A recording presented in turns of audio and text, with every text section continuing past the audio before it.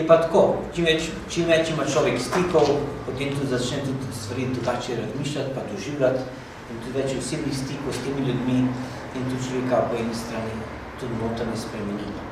Ampak ti človek bolj odprt, to je tista želja, ki se mi zdi, če gremo iz tega našega pogovora, da človek nekako najde, da gre in da po eni strani, da so migracije znamenje našega časa, kako ti pokaže, kako se stvari spreminjajo.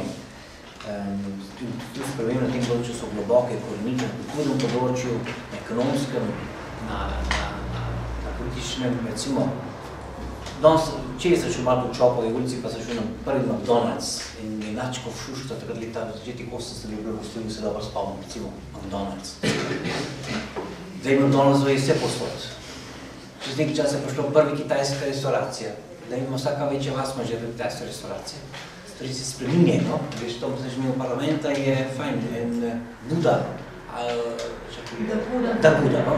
In tam ljudje, enkrat so šli tja noter, ljudje tam jedo pod Budom. Zdaj, če bi tam bil tam križ, Jezusa Kristusa, ampak je bilo enko, če bi tam izdržali spati, recimo. Če je pa Buda, je pa karkoli.